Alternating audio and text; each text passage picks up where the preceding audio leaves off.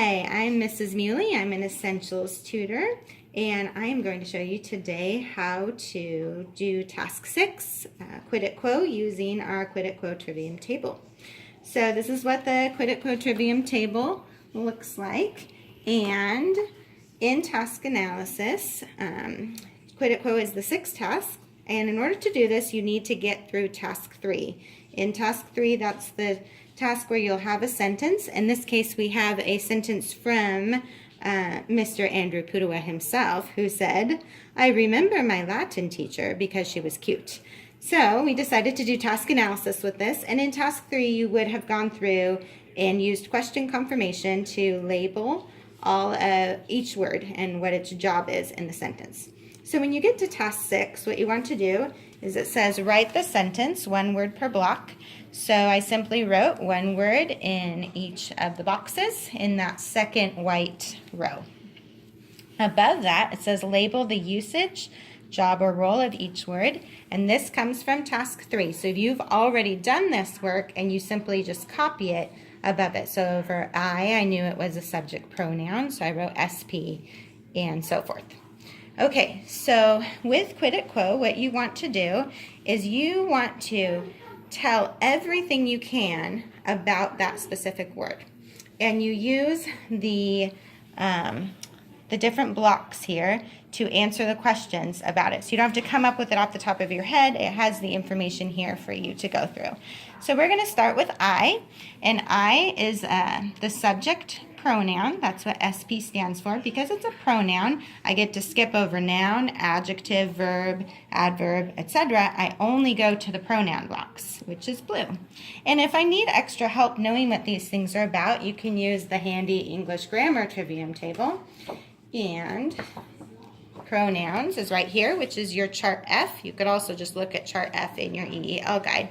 The nice thing about the two trivium tables is you'll notice that pronoun is blue here, the rows, and the trivium table for pronouns is also blue, so they coordinate with each other. Okay, so we're going to start with our pronouns, and it says we have two different choices, essentially. It's either a personal pronoun or it's an other pronoun. We can see that on our chart F. We have a long list of personal pronouns, and then we have some other pronouns, demonstrative, interrogative, etc. So I is a personal pronoun. We can see it right here on our chart. So we're going to go under the personal pronoun section. First we do case. So we want to know, is it nominative, objective, or possessive? Well, if we look at chart F, we see the nominative or the subjective pronouns are I, you, he, she, it, we, you, they. So therefore, I is nominative. And what I do is I just abbreviate and write nom for case, nominative. Then we go to person, and it's either first person, second person, or third person. I know that I is a first person pronoun, but if I had forgotten, I could look at my chart and see that I is right next to first person, so I would write first. Then we go to number. Is it singular? Is there just one I, or is it plural? And again, here we see I is under singular. If it had been plural, it would be we. So we write singular, and I love to abbreviate, so I'm just going to write sing. Gender, masculine, feminine, neuter, or common. Okay, so with first person, when you're saying I, we can't necessarily tell if the speaker is a boy or a girl. We know it's not neuter because neuter things like tables and chairs don't talk.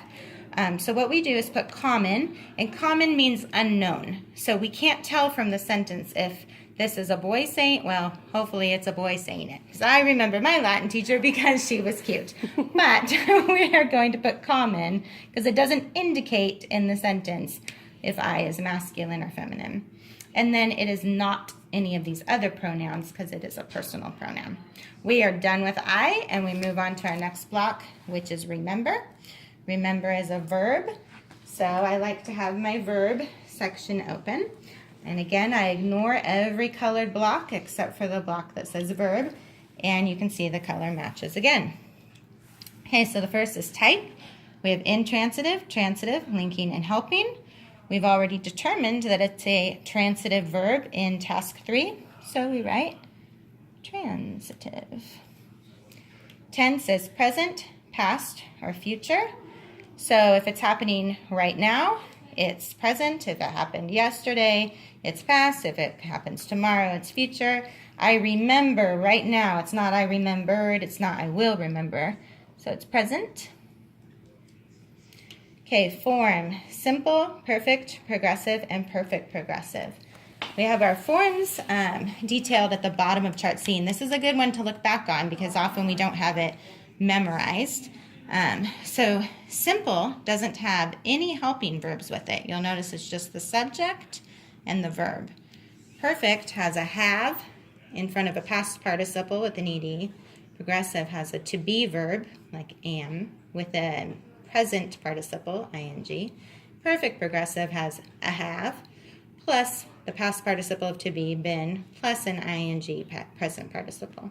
Well, here we just have remember, so it's simple.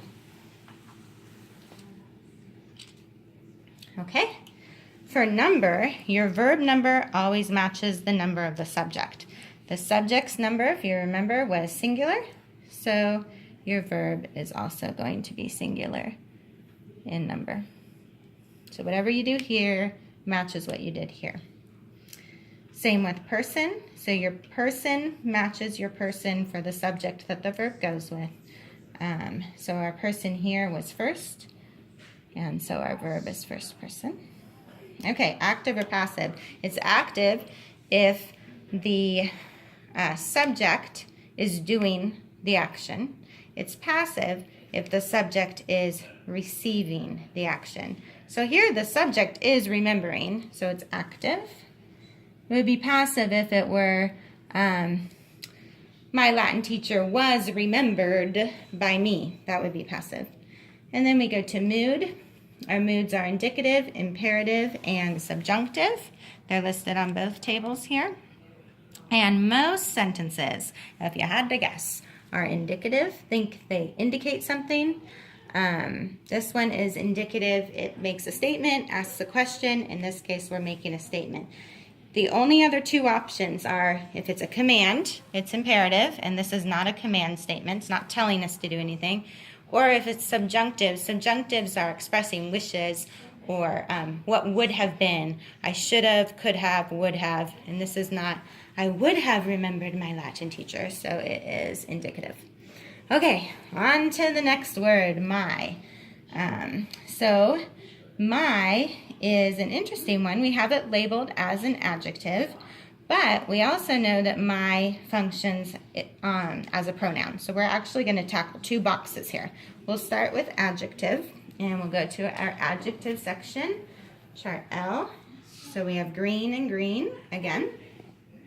And we want to first ask, it's going to be one of three options. So it will either be descriptive adjective, possessive adjective, or limiting. It will not be all three or even two. It's always just one of those.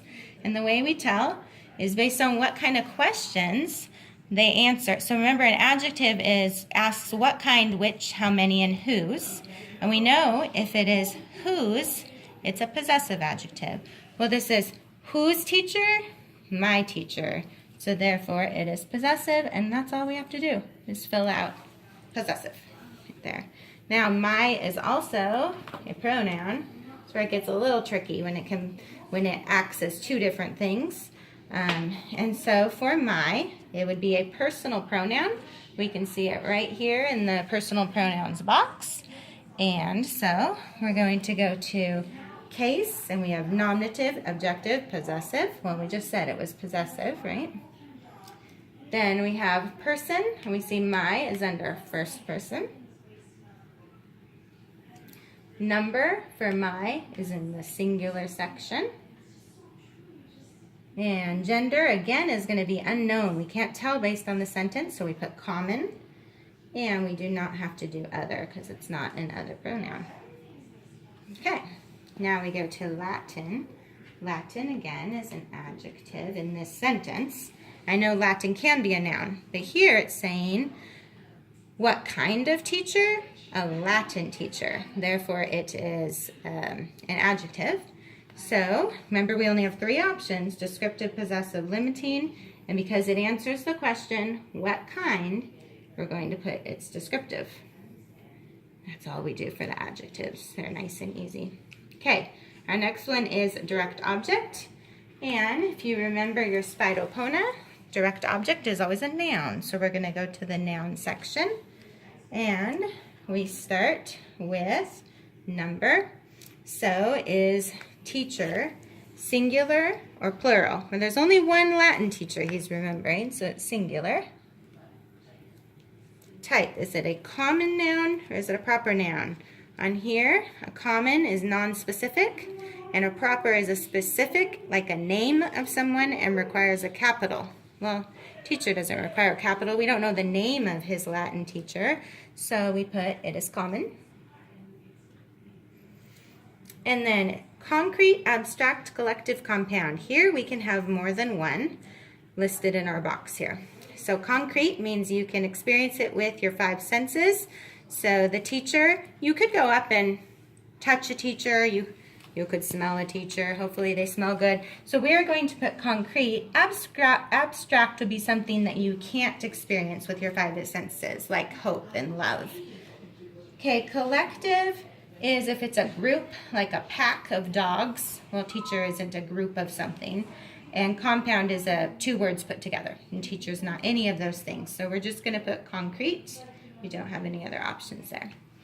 Because as a conjunction, we flip over to our conjunction chart. Here, which is chart H. And we want to go to our conjunction section. We have 4 options. It's either coordinating, which is your fanboys, subordinating, which is your www.asia.wubs, your correlative, and your conjunctive. And subordinating, we have because, making up the B of that www.asia.wub. So we go because, conjunction, and put subordinating. And we're done with that one. Okay, she is another subject pronoun. So we go to our pronoun box. You can see these. It's nice to have these trivium tables because it's got all the charts in one spot and you don't have to flip through your EEL guide. You have it all together. Okay, so she is a pronoun. It is a personal pronoun. We see it's right here in the personal pronoun box. So we're going to ignore other pronoun and answer the personal pronoun questions. Again, it is a nominative pronoun because it's acting as the subject. We see it right here. I, you, he, she, it, we, you, they. So she is nominative. I'm going to put nom. She is a third person. It is singular, which we can see right here. And it's feminine. We know she refers to a girl. And you also can see it right there on the chart.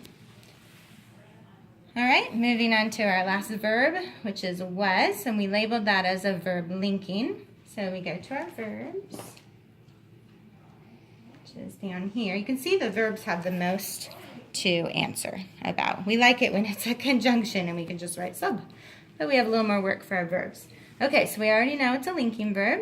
So intransitive, transitive, linking, helping. We're going to put linking. She was cute. Was is in the past. It'd be is if it were present. Will be if it's future. Its form. Simple, perfect, progressive, or perfect progressive. Again, with was, we don't have any helping verbs and we don't have any participles with those helping verbs. It's just simple. So we write simple. Number, singular. Remember, it matches the noun, the subject it goes with. So our she was singular, and therefore our number of our verb is singular. Our person was third, so our verb is third. Our voice. Linking verbs are the only ones that are not active or passive, so neither. And then the mood, indicative, subjunctive, imperative. It's not making a wish or a command. It's making a wish or a command, so it is indicative, which 90% of the time you are indicative. Okay, last one. We're almost through. So we have cute. Cute is a predicate adjective, so we want to go to our adjectives. And it's either going to be descriptive, possessive, or limiting. So in this case, we again would want to identify what question it's asking. Are we telling what kind she is, whose she is, how many she is, or which she is? We're telling what kind. What kind is she? She's a cute kind, okay? So we're going to do descriptive again. And where did my adjectives go? Descriptive. Oh, I forgot to do these before. Okay, so with descriptive, we have three options. We can either be positive, comparative, or superlative. So positive doesn't have any kind of a suffix on it. Comparative will have an like cuter, or you could say she's more beautiful. And then S, she's the cutest, or she's the most cute, the most beautiful, right? So here we don't have an we don't have an S, so it's just positive.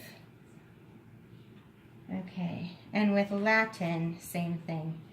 It's positive, because she's not the Latiner teacher or the Latinist teacher, right? She's just positive. Okay. And there you have it. Now, this might have seemed overwhelming to do so many, but remember with your students, you can pick a couple. Just say, okay, today let's do the adjectives in our sentence that we did for task analysis, or let's do the pronouns. Let's do one pronoun and one verb. And that way it makes it a little bit more manageable especially for your students that you're just starting this with. So I hope that was helpful.